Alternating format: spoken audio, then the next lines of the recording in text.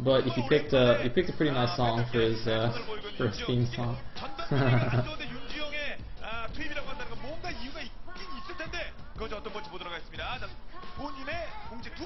And he's going to be playing against Sweaty Hand C, who is a veteran of the scene. Look at that, 166 wins against that guy's 1 win. But if you think about it though, that doesn't mean the other guy is 100%, right? Bisang is 1-0 ever in televised matches. He has a perfect record. Even Flash doesn't have a perfect record, so I don't know, take that for what it is, I guess, which is not really anything. The thing is, C is notoriously bad against Protoss. So even though like I've never heard of Bisang, I'm still worried for C. Like, I would be worried for C even if he was playing some like D+ Protoss on IC Cup, just because of actually how ridiculously bad he is against Protoss. It's just quite sad considering he's such a nice guy and a good player overall. And he just gets so unlucky, just non-stop playing TVPs. Alright, apparently he beat Bisang beat Hero Join in last season's Pro League, or not last season, last year's Pro League.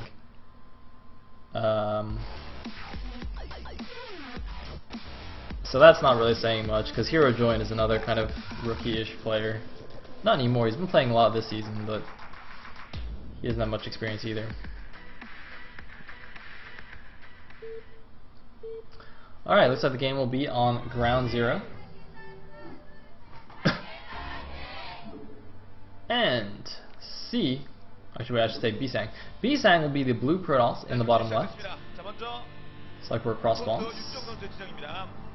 And Bisang looks quite nervous here. That is of course one of the problems when you don't have that much experience. Getting some stage fright. Anyway, C will be the green Terran at the top right. And he looks fairly relaxed. Don't let that fool you. Pretty soon he's going to be sweating like a madman.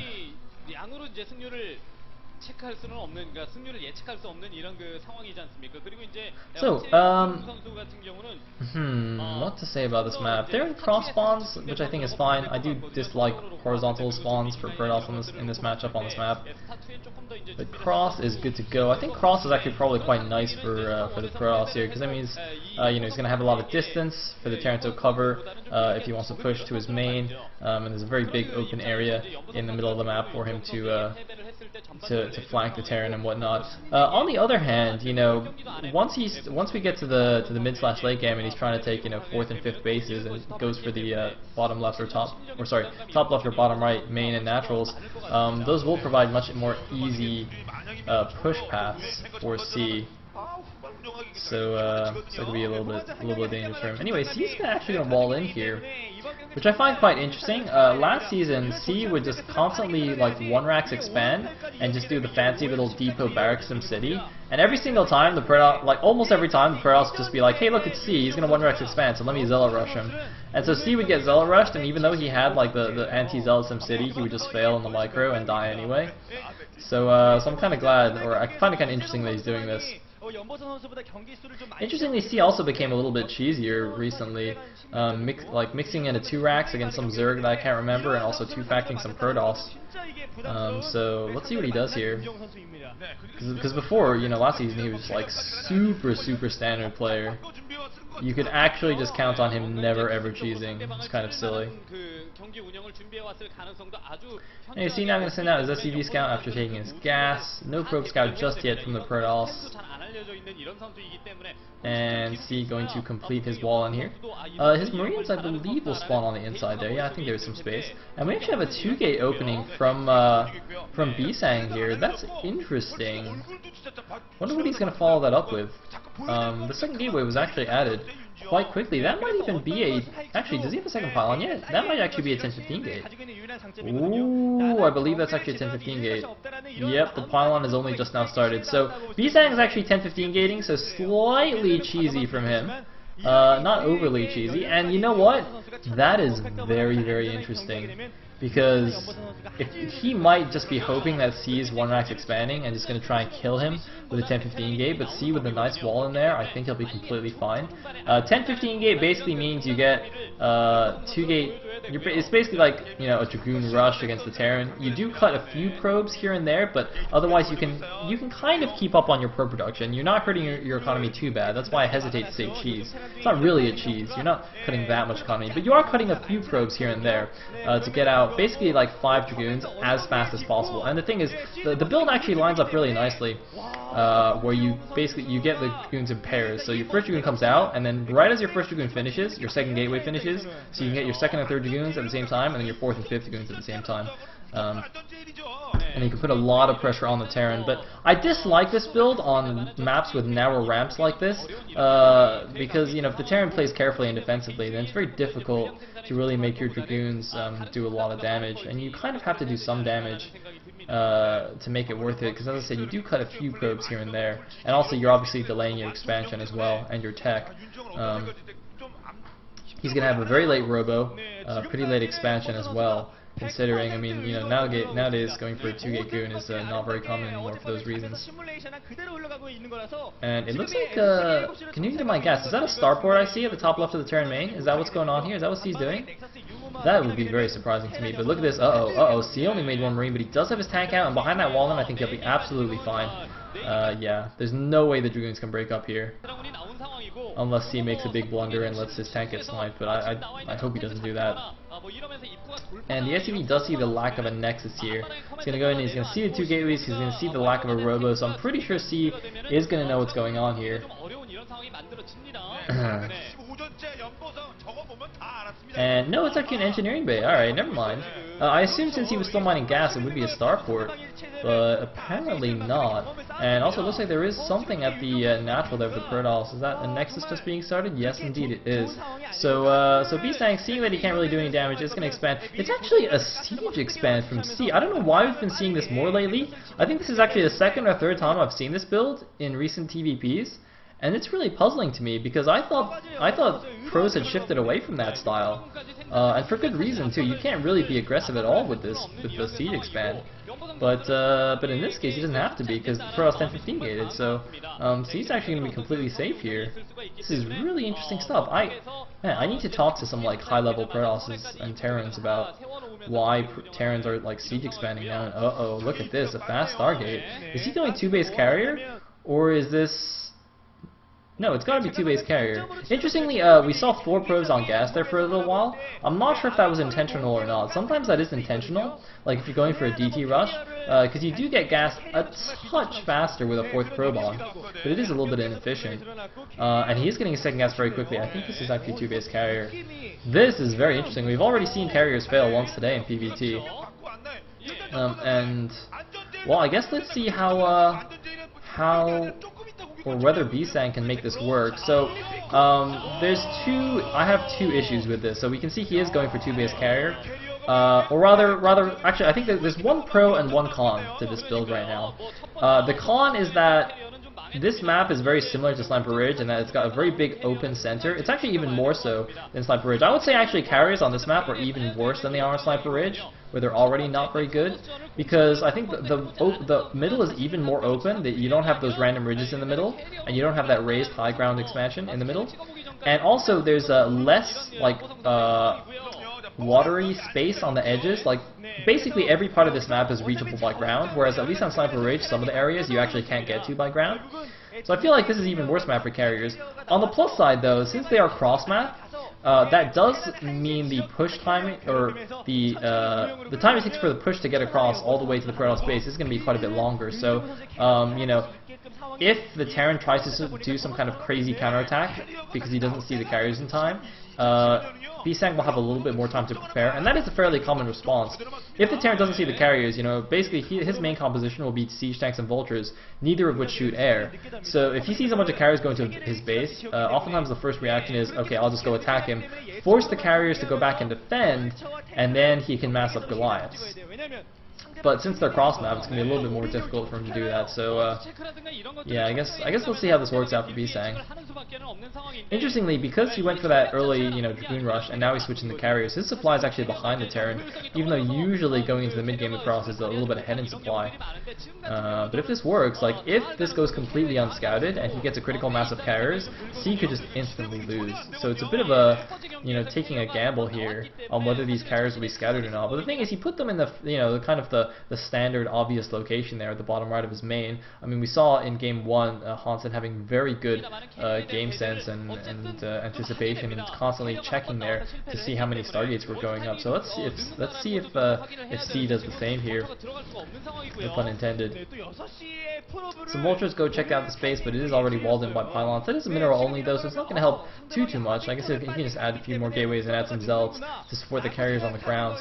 Meanwhile, C, we already saw, started his third command center to float out to his mineral only. Looks like he is getting an army as well. Look at this, Hansen's like, lol, I already beat a guy doing this strat. And Zero's like, yeah, I know, I saw you, dude. I was sitting here the whole time.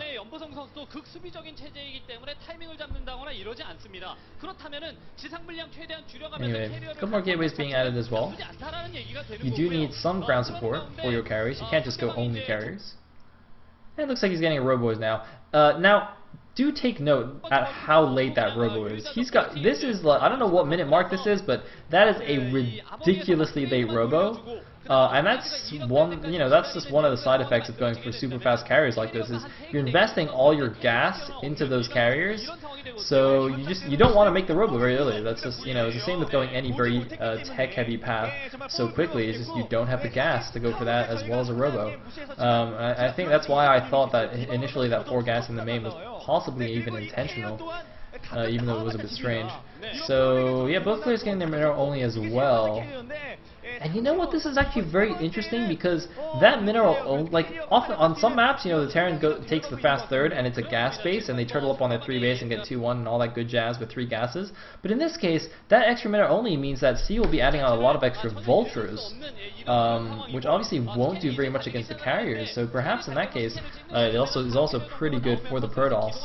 But conversely, Bisang is also limited on gas, so that does hinder his carrier production. Or I guess if he's going to invest all his gas in the carriers, his ground force will be very severely lacking in dragoons. He'll be primarily zealots, which will not really do very well against the mass vultures that C's going to be pumping out, or the spider mines that come from the vultures. But I think, wait, did C see that? Hold on, was that a scan just now? Ooh, wow, I was not paying attention there. I'm not sure actually, did C might have actually scanned that right there. They are showing that the machine shop is spinning, and yeah, he is adding more Goliaths, so he's absolutely seen it. Yeah, he's definitely seen it. I was just like completely not paying attention. But it looks like, okay, so C has seen the carriers coming, and so he's immediately going to attack here, and this is what I was talking about. You see, this is very standard, well, not exactly what I was talking about earlier. Earlier I was saying, if the carriers hit, then the Terran counterattacks, but in this case, it's the same kind of deal as in game 1, where if you see the carrier switch coming, basically as a Terran, it basically signals that now you have a timing to go and kill him, because his ground army is very weak. And interestingly, it looks like the carriers and the Terran attack are going to hit at almost exactly the same time here. It might be a bit of a base trade-ish.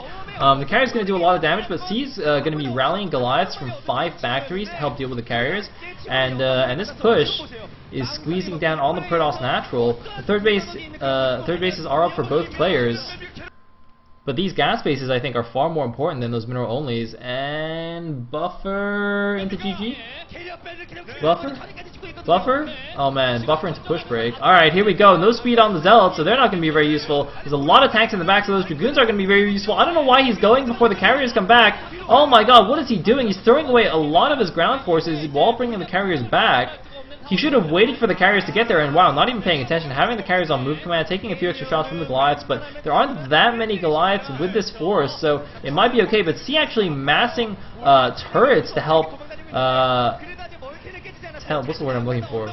Mitigate? Yes, to help mitigate the lack of Goliaths. just going to buy some time here, force the carriers to attack the turrets instead of the siege tanks while he brings in his Goliath reinforcements. It's a very good move. And look at this, C also, by the way, has taken a hidden expo at the bottom right main. That is very, very intelligent. Transferring SCVs over there now. He knows he's pretty much got map control now. He's in no real danger of an attack while he's putting on all this pressure on the Protoss. And C is looking in a pretty good position in this game. This red health carrier is making me extremely nervous. But I feel like C has it there. The carrier finally gets taken down, and 1-0 is finished on those Goliaths, can make them that much more effective against the carriers. I believe the carriers do have +1 attack themselves, but it's a lot more beneficial for the Goliaths. Well, actually, no, I don't know if it's necessarily more beneficial, but the Goliaths, obviously, they get +4 damage per +1 attack, but a lot of speed outs moving out now. He's going in with the carriers as well, but it's just not nearly enough stuff. I feel like Bisang should be saving up a little bit more, but that is a sick containment. Look at that turret wall. I mean, that turret wall not just good against the carriers, but also blocking any Zealots and Dragoons from running up to the Terran army, and Bisang looking in some serious trouble now. Bisu can actually, or not Bisu, what the hell, Bisu? C can actually send, a couple of tanks now to just go siege down that mineral only. Yeah, looks like he's going to send a few Goliaths actually. And it's actually not a wall off, he's just going to walk in there. But no, the carriers are going to come back and push him back a little bit here. But he can just send in like 2 vultures and kill all the probes as well. It'll be a bit bad to send all those carriers just to defend some vultures. And looks like actually he's really running low on interceptors. Oh man, Bisang, even though he's got a bunch of carriers, they can't do anything without interceptors. I mean, he's doing an okay job of microing them, but I think C, look at this, C also taking the top left base. This is very, very smart. Because the carriers, he knows how slow the carriers are, and really, I mean, the only thing he might be scared of maybe is like a big carrier counterattack into his base. So he's thinking, if this turns into, somehow manages to turn into some kind of base race, at least I have these really 2 far away expos that are going to be very difficult for the Protoss' carrier army to go attack. So, I think it's a very interesting decision by C, and definitely a smart one. Meanwhile, the carrier's coming around the back trying to pick things off. But look at this, C is building infinite turrets at the front. Wow, C.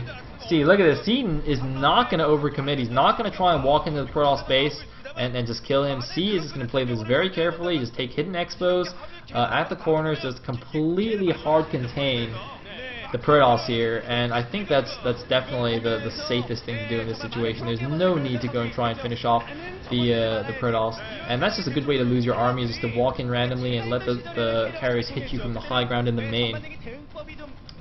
The teammate bench is not looking too happy there, or rather, why aren't they looking happy? Wait a minute, C's on their team. He's like about to win. They should be looking really happy.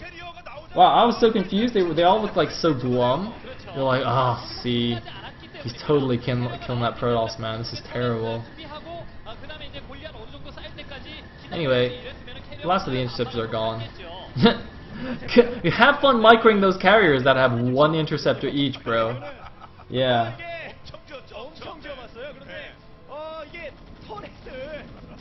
So he's now killing all the probes there with his Goliaths. I feel like he might have been able to do that a little bit earlier, but it doesn't really matter. Now the carrier's going in for like a final counterattack. That travel time will also allow them to gain some interceptors. And looks like, why is he going into the ground though? What is he doing? What on earth? Man, this decision making from Bisang, he's like engaging. This is like textbook how you should not be engaging as the Protoss. Looks like this Expo is going to get killed, but I don't think C really cares at all. He's got 1 Marine. Trying to be a hero, that means actually not even dying.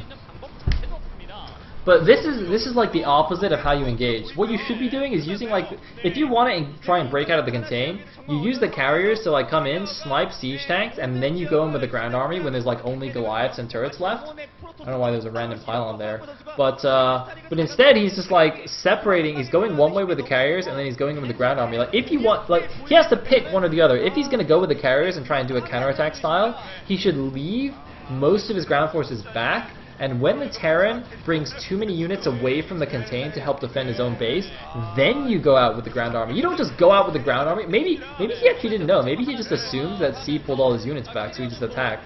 And C actually had most of his units there anyway. But looks like he has built up quite a few interceptors again, and finding a really nice position here to micro against the Goliaths. C looks like he's not going to bother attacking the carriers. He's just going to take down these interceptors.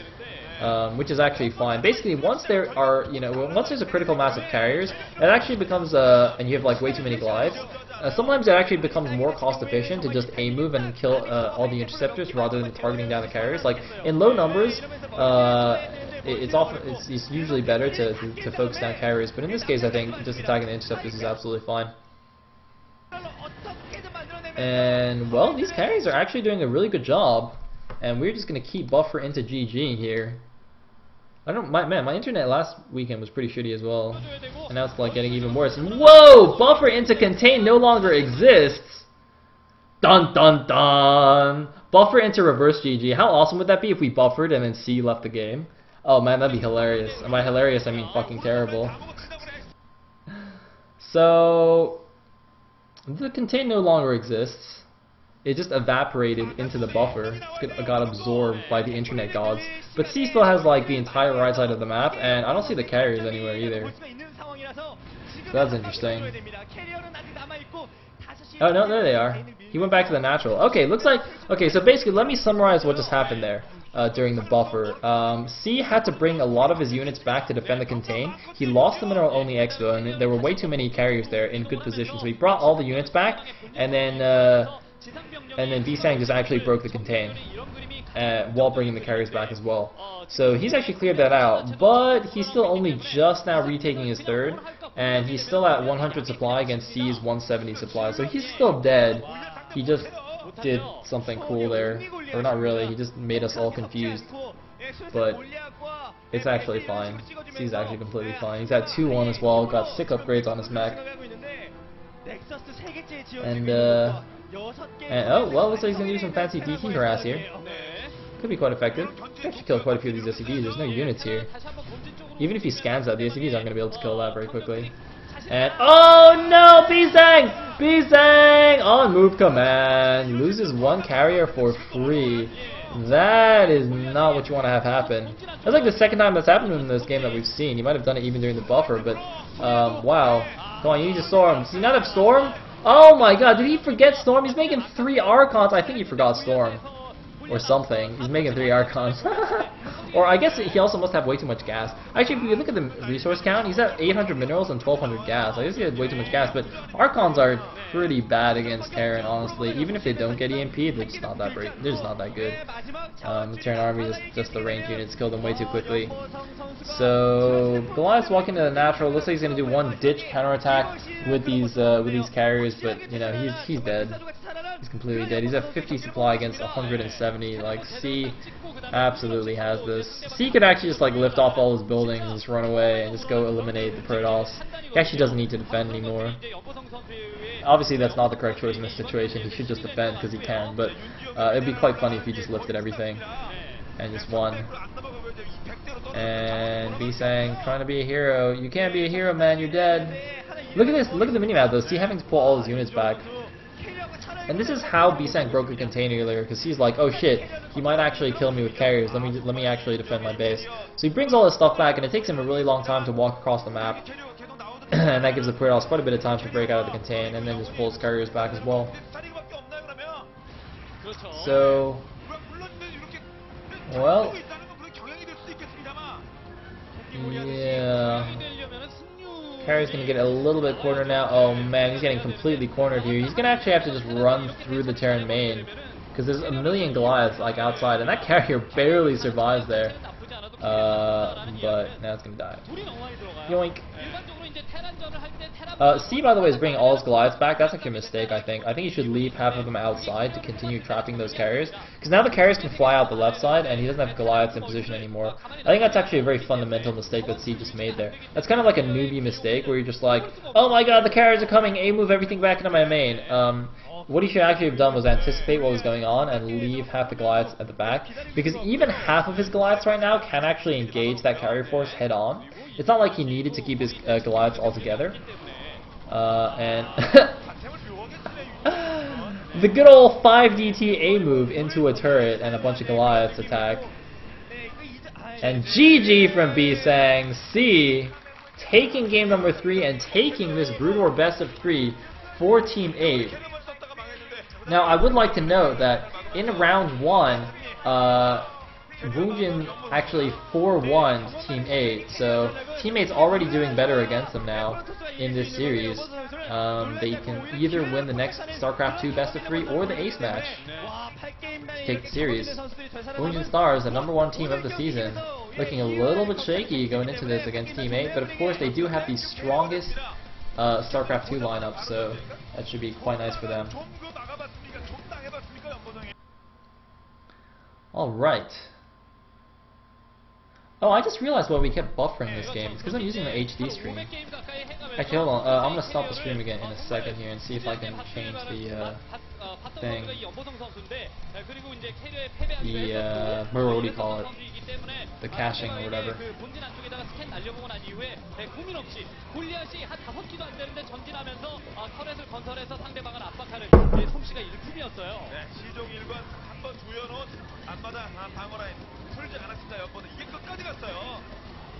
한 번의 조용히를 아주 카리오! 까지 긴장감을 노출되는 그런 모습을 보여주면서 이 지역이 뚫렸을 때는 이미 모든 동쪽적의 멀티를 가져가는 그런 환경을 만들어놨기 때문에 백전도장의 경험에 넘어서 프로리그에 타나 여보도 선수가 그대로 프로리그에 다시 한번 돌아왔다는 것을 확실하게 알려주는 그런 Is 좋은 Flash in this tourney? Oh, by the way, I have a question for you guys.